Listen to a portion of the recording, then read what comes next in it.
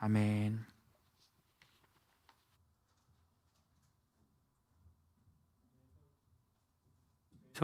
교회 소식 전하겠습니다. 다음 주가 벌써 2월 마지막 주네요. 다음 주에는 성찬식이 있고 설교는 우리 교회 협동 목사님이신 성석한 목사님 모셔서 설교해 주시겠습니다. 성찬 키트는 예전처럼 주일 오늘 수령하시거나 주중에 수령하실 수 있겠습니다. 2시에 재직회가 하늘 1실에서 열립니다. 작년 4, 4분기 결산하도록 하겠습니다. 세 번째 안내입니다. 교구 대신방을 진행합니다. 지난 주 중에 각 가정에 문자를 저희가 보내드렸습니다. 가족들과 상의하셔서 날짜와 시간 정해주시면 될 것 같고요. 코로나의 상황이고 저희가 무엇인가 음식을 섭취하기가 좀 부담됩니다. 그리고 또 그런 거 준비하는 것도 부담이실 것 같아요.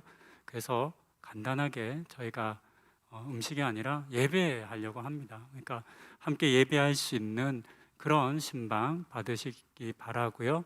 혹 문자를 못 받으신 분이 있으시다면 누락되어 있을 수 있거나 또는 이제 문자 전화번호가 좀 오류가 있거나 이럴 수 있으니까요. 꼭 연락해 주시기 바랍니다. 네 번째와 다섯 번째 안내는 영상을 먼저 보신 다음에 이어가겠습니다.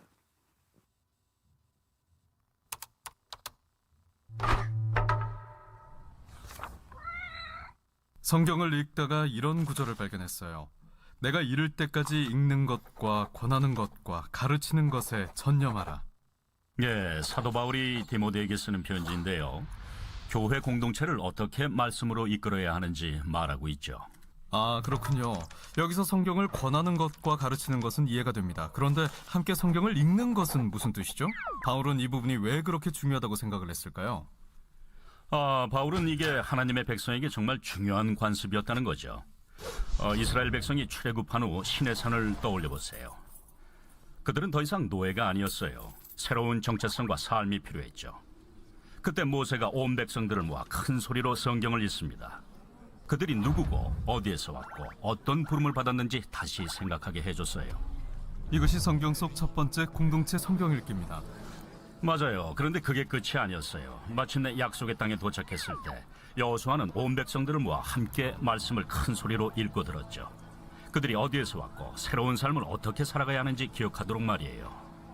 그럼 이건 항상 해왔던 거군요. 사실 그렇지 않아요. 여호수아가 죽은 후에는 하나님의 말씀을 듣기 위해 사람들이 모였다는 이야기가 없어요. 그리고 그 다음 세대들은 하나님과 그들의 역사를 모르는 세대가 되었죠. 하나님이 하신 일을 다 잊어버린 겁니다. 그 후 몇백 년이 지나서 요시아라는 왕이 말씀을 다시 발견합니다. 그리고 이 관습을 다시 시작하기 위해 이스라엘 백성들을 불러 모았죠. 새로운 운동이 시작된 겁니다. 하지만 곧 백성들은 잊어버렸고 결국 포로로 잡혀갑니다.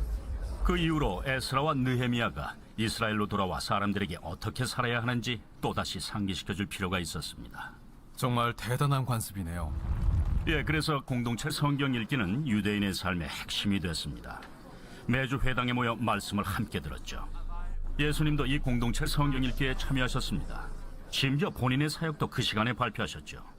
그는 두루마리에 적힌 이사야 말씀을 읽은 후 본인에 대한 말씀이라고 모두에게 선포하셨습니다. 그래서 바울은 이러한 관습을 유지해야 한다고 디모데에게 말합니다. 이를 통해 전체 공동체가 말씀 속으로 깊게 들어갈 수 있게 말이죠. 그런데 말이죠. 그 시대 사람들은 글을 몰랐잖아요. 그래서 함께 읽을 수밖에 없었던 것 아닌가요? 저는 혼자서도 성경을 충분히 읽을 수 있거든요. 그럼요. 혼자 읽는 것도 중요하죠. 하지만 함께 읽는 것의 능력을 과소평가하면 안 됩니다. 혼자 성경을 읽기는 어렵습니다. 집중하기가 쉽지 않죠. 하지만 하나님의 말씀을 소리내서 함께 읽을 때 변화가 일어납니다. 정말 쉽잖아요.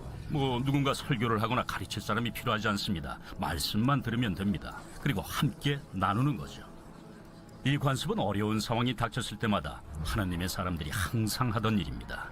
공동체 성경 읽기를 통해서 하나님을 알고 우리가 누구인지 기억해야 합니다.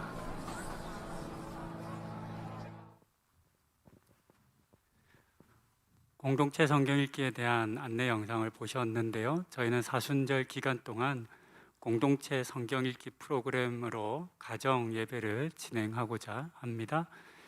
홈페이지에 각 이제 영상이 주소가 올려지게 될 겁니다. 시청하시는 거예요. 가정 예배가 잘 안 되는 이유 중에 하나는 우리 성도님들께서 말씀을 이제 준비한다는 것, 인도한다는 것에 대한 부담이 많기 때문이거든요. 모든 우리 사람들이 다 말씀을 잘 아는 것도 아니고 잘 전하는지 확인도 안 되는 상황에서 말씀을 인도한다는 것에 대한 어려움이 있기 때문에 이제 가정에서 이제 가정 예배가 진행이 잘 안 됩니다. 그래서 이 프로그램은 방금 보셨던 것처럼 함께 준비되어진 말씀을 읽고 듣고 그리고 나누는 그런 과정입니다. 그러니까 큰 부담 없이 참여하실 수 있고 이게 과연 도움이 될까? 라고 생각하실 수 있는데요. 해보시고 나서 그 다음에 정말 될까라고 하는 부분에 대한 이야기를 나누면 참 좋을 것 같습니다. 그리고요, 개인적으로 하시겠지만 5번째 안내인데요. 챌린지를 신청하시게 되면, 그러니까 이 일에 저도 참여하고 싶습니다, 함께하고 싶습니다 라고 신청하시게 되면 신청하신 분들의 그룹을 묶어드릴 겁니다.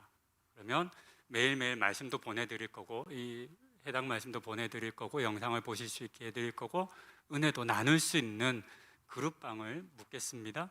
그래서 혼자 하기보다 한 가정이 하기보다 함께하면 더 큰 유익이 있지 않을까 해서 함께합니다.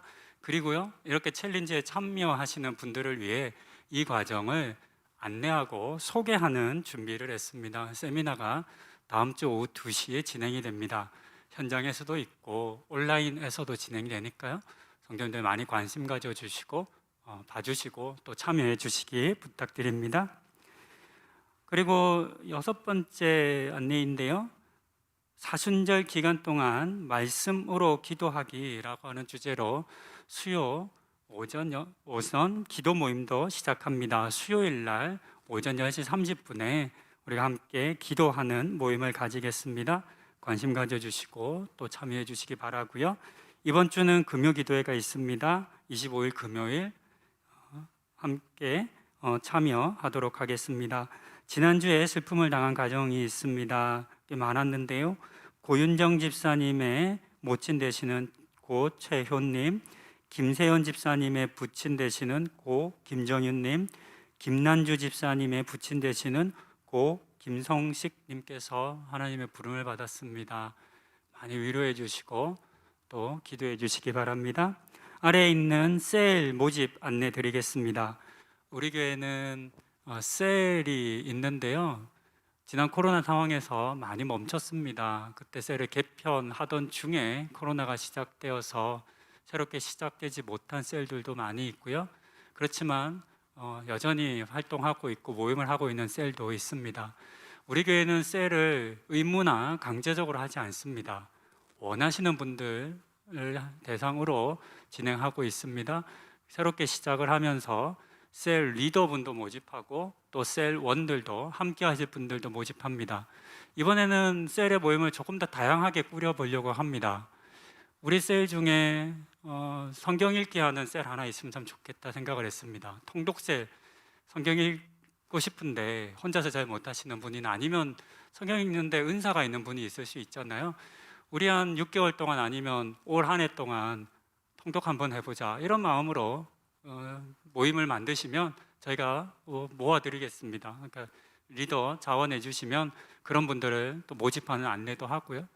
성경 읽기뿐만 아니라 어려운 이웃들을 돕는 그런 셀이 있을 수도 있고 또 다양한 관심사를 함께 가진 분들이 모이는 셀도 있을 수 있을 것 같습니다. 그런 좀 다양한 모습으로 셀이 운영되기를 바라니까요. 관심 가지시는 분들 신청해 주시고 또 문의해 주시면 저희가 자세히 응답해 드리도록 하겠습니다. 많이 참여해 주시기 부탁드립니다. 교회 소식은 여기까지 전하도록 하겠습니다.